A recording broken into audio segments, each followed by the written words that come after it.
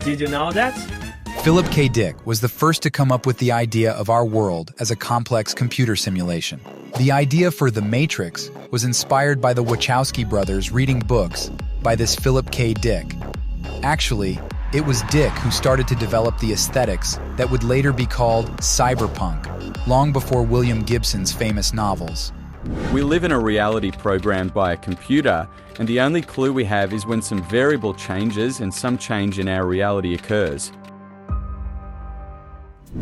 The 16th of December is the birthday of the great science fiction writer Philip K. Dick. I will tell you 20 unknown facts and quotes of the writer. So let's go.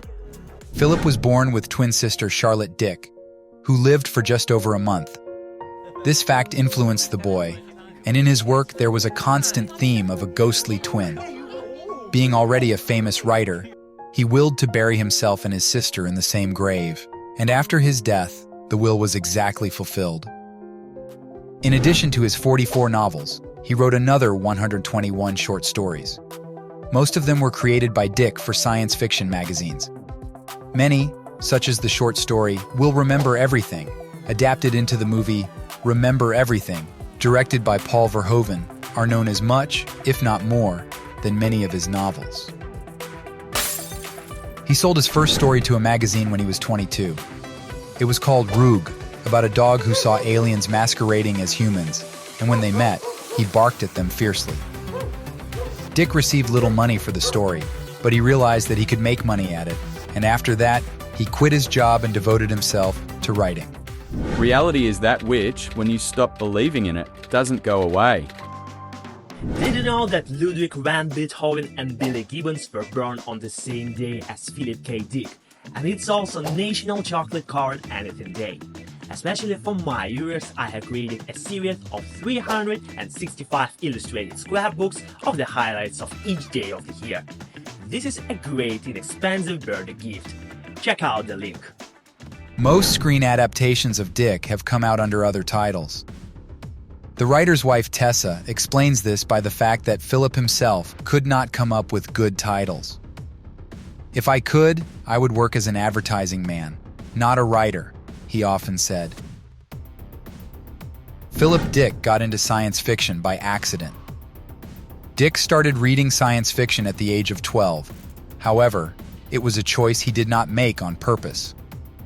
One day, he went to the store to buy the latest issue of Popular Science magazine, but it was not there.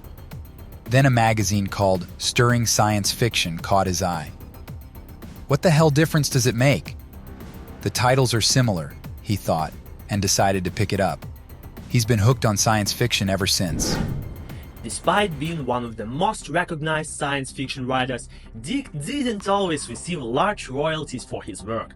In a 1976 interview, he admitted that his first novel, The Solar Lottery, earned him about $1.5 thousand, about $7.7 thousand for today.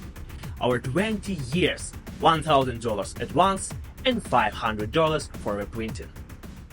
We can remember the past, but we cannot write it. We can write the future, but we cannot remember it. The novel, The Man in the High Castle, shows a terrifying alternate reality in which Nazi Germany and Japan won World War II and divided the world between them. While working on the novel, Dick spent 7 years studying documents to understand what decisions the Nazis could have made to actually win the war. Among other things, he read the diaries of the Gestapo to literally get inside the mind of the Nazi regime. The movie Blade Runner, based on the novel Do Androids Dream of Electric Sheep, one of the most famous movie adaptations of Philip K. Dick's works, however, the author himself was far from delighted with the script written by Hampton Fancher. They emptied the book of all the subtleties and meanings. It turned into a fight between androids and a bounty hunter. However, the studio later approached David Peoples to rework the script. In the end, Dick called his work just terrific.